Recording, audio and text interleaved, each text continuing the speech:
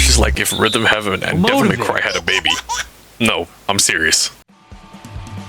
This absolute banger of a game has some great choices of music, gameplay, and themes I've experienced in a video game for quite a while, and honestly, I can't get enough of it. It's kind of tantalizing. After the initial 2024 closures by Microsoft, I kind of wanted to shed light on what is one of the most innovative hack and slash games that I personally think doesn't get enough praise, because honestly, it's quite underrated. Obviously, this video is just an opinion, and some people may beg to differ considering there is a pretty high favorability rating already, and it's got a really well-deserved Steam rating. And as much as I would love to ramble for hours and hours about how this game is a perfect encapsulation of what is wrong with the modern corporations that are just trying to take advantage of the gamer market, I want to make a really simple video, and I'll try and dumb it down and make it more concise, but to essentially what I want to gush about for in a few minutes. So, why should you play the game? Not because I said so, but because it's an experience that genuinely needs to be had firsthand rather than just me telling you. So I'll explain why. So relax, sit back, tune in, and listen to not so angry video game nerds speak about how good Hi-Fi Rush is.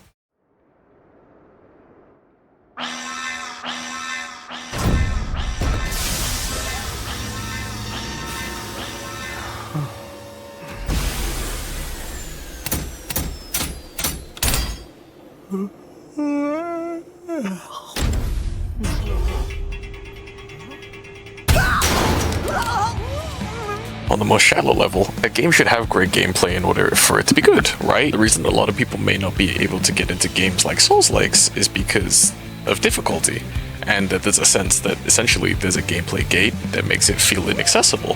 For Hi-Fi Rush, there's absolutely no difficulty gate as the settings speak for itself, from easy to Rhythm Master, and nothing complicated for the gameplay itself since it relies on your smooth enjoyment. Obviously, one of the main draws of a Hi-Fi Rush is the immaculate blend between a hack and slash and a rhythm game, basing your performance on how well you time things to the music and rewarding you for doing so. Since the combos in the game aren't particularly complicated, some people might get a little bit bored, but for a game that hasn't had this type of concept done before, I think it's pretty valid. It means also that the accessibility isn't a problem since you're not as intimidated by the endless combo decisions that make you feel like you're button mashing. To help you out, you also get indicators that tell you when you've hit things right. A crowd can cheer for you, and it makes the game really come alive, as when you time your attacks to the combos and the music, you kind of get a feel that you are a rock star. And I mean, they literally cheer Chai's name as the indicator. Another neat part of the gameplay is the welcoming feature that the whole world moves around you. From sound to visual, everything ties together to make you get a sense of the music and the rhythm. The game is so welcoming, in fact, that it literally gives you a feature and tells you that you can press buttons to that. If that's not good enough for you though, the map entirely revolves around you and the music. Literally. Take a listen.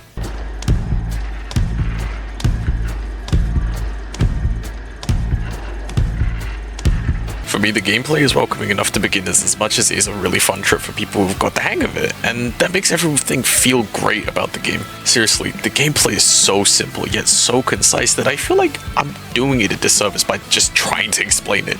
So, the one thing I can say about the gameplay though is that, well, it goes hand in hand with the art style. And speaking of, the art of the game reminds me of games like Jet Set Radio, Bomb Rush, Cyberpunk, and more recently, Unbeatable. Each of them carry around like a Shibuya punk aesthetic that kind of fits perfectly for every one of the games in relation to the story, and in Hi-Fi Rush's case, the music and the story that speaks volumes of what the game's central themes are.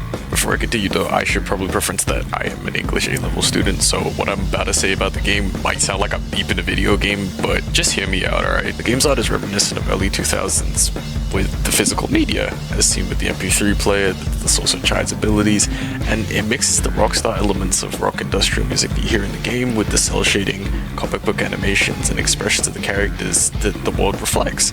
In the day and age where we stream music, this mix is so nostalgic for people who grew up with the physical media to listen to the music, and that feeling of plugging in your earbuds to listen to your downloaded music. The aesthetic of the game is what makes the world feel so bright and alive, and it makes the inherently dark reality of essentially a corporate governing body that outright controls nearly everything, supplying people with augments that are marketed as products that make you perform and do better with, despite the underlying reason that the product being profit, feels a little bit more upbeat and has a feel-good message. It's bright, it's lively, and everything chimes and shouts to the music. In contrast to a lot of the industrial-like buildings that you'll see in the Hi-Fi Rush world, characters have a vibrant color scheme to them, especially Peppermint, who I may or may not have put a cat onesie on just because it's a little bit funny, but the design of the characters also give you an understanding of what everything is about. Hell, Kale Vandalay literally dresses in black and grey and red, so you know he's a bad guy and a corpo scum. I'm so sorry for the constant cyberpunk references, I promise it's relevant, okay? Each character is so unique and memorable, from the walking JoJo's reference all the way to the hot Scottish Corsica. Yeah, Corsica. Moving on. Whoa!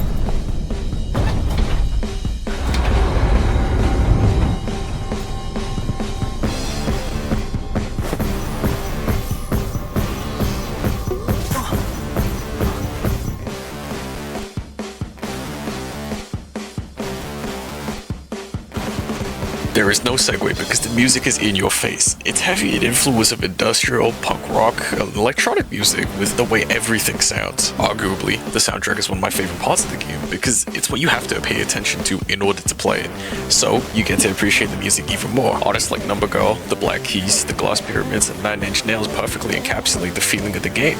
The rock star against the big corporate overlords. For context, this part is a bit about the politics of the music, but industrial music by Wikipedia's definition is a subgenre of experimental music inspired by post-industrial society, initially drawing influence from avant-garde and early electronic music genres such as musique concrete, tape music, noise, and sound collage. As a result, the music was a response to the post-industrial society. With how technology was growing rapidly, the lyrics, themes, and style of industrial music had never been heard before, rejecting all standard rock music conventions. Ironically, calling this kind of music industrial despite the avant-garde influence. In line with the story of Hi-Fi Rush, Genesis P. Origin once said, "Anybody who can make a noise is a musician." Another factor in Hi-Fi Rush's music is the culture of Japanese punk rock. The roots of Japanese punk could be traced all the way back till early 1970s, with proto-punk bands such as Marahachibu and Zuno Kaisatsu being such notable figures. I'm very sorry if I butchered that. Many of the genre's figures faced backlash like government repression due to explicit anti-establishment music. As the punk movement gained momentum in the West in the mid-1970s, it was quickly picked up by Japan, revolutionizing the local rock music scene. The 1970s saw the emergence of bands like Tokyo Rockers and Supermilk, who drew inspiration from Western punk. This period also witnessed the birth of various punk, new wave, and noise bands that would shape the future of Japanese alternative music. From the Japanese alternative music culture came Number Girl, which is where we got Inazawa Chainsaw. A lot of the music used in Hi-Fi Rush came from origins of rebellion, going against conventions and norms. Similar to the central theme of Hi-Fi Rush, is a story of rebellion, the story of a ragtag group of inherently punk characters going up against a large corporation that prioritizes profit and power. Games like Cyberpunk also have features of music to display the rebellion, with Cyberpunk's main character having a literal brain parasite of a rocker boy with a metal band going up against the big corporations that control the world. It's a story with a lot of layers that I definitely can't cover, but it's something to think about, especially as we keep entering a new era where technology like AI has become more prominent and is being pushed by companies to seek profit from who they see as consumers rather than customers.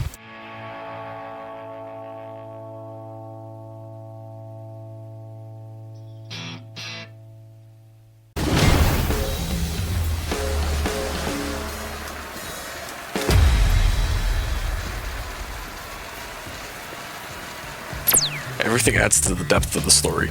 While on the surface, Hi-Fi Rush is a feel-good and heartfelt power of a friendship story, it's kind of more than that to me.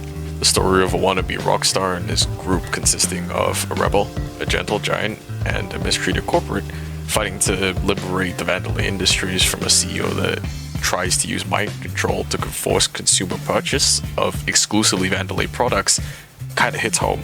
Especially when it comes to the themes of ordinary people and their relationships with corporate and governing bodies. Chai is an airhead with ambitions, being labeled a defect by the Vandalay Megacorp. He doesn't really know how to play guitar, and he has no idea what a real rock star actually is. But Chai is a great example of a protagonist to show what it truly means to be a rock star, someone who can make music even if they don't know how to.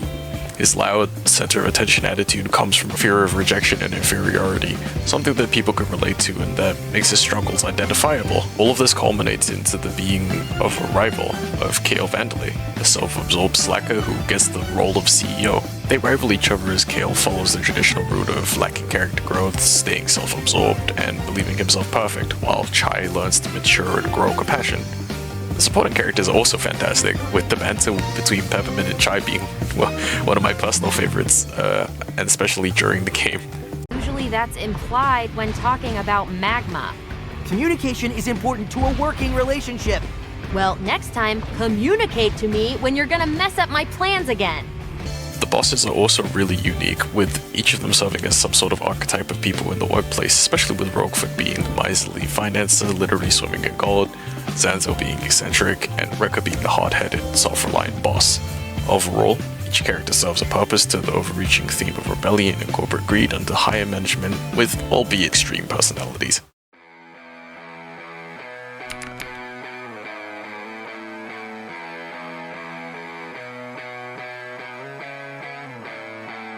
In the age where people are treated as mindless consumers to wave money, lacking any respect from companies that want us to buy their products, Hi-Fi Rush tells the tale quite well, from the history of music and art to the innovative use of that art to influence how we experience the game. I think quite highly of this game, and I've nearly been addicted to it. And with the recent release of Unbeatable, I think we can start to have a new wave, a new spark of rebellious games that will challenge the views of companies that are constantly crunching their workers, prioritizing AI over people, and raising prices of games to an absurd amount for a lower quality product. We live in a culture that's full of this need to consume, scrolling short-form content to kill time as it hijacks our dopamine receptors, shifted focus into AI so it can replace countless creative job placements, and the ever-rising prices of every product on the shelves. So I think a game like Hi-Fi Rush was refreshing and definitely reflects what is going on in the current state of the world. And as this video is coming to a close, I want to leave just a few words. It's that we should be more susceptible to media literacy. We should be more critical about the things that we see, what we hear, what we, play, and that we shouldn't be this troubling mindset, these types of ultra consumerism that these companies want us to practice, that they want us to buy these overpriced games and eventually keep ramping up the prices despite the accessibility that people need to be able to understand certain pieces of literature and media. And in the case of video games, experiencing art, experiencing the work that people have tirelessly worked on, that they have given their heart and soul to. And on that note, go out there, be that rock star, and enjoy your ambitions. No machine, no one thing, no amount of profit champions over who you are and what you want. Truly, in the end, you make your own music.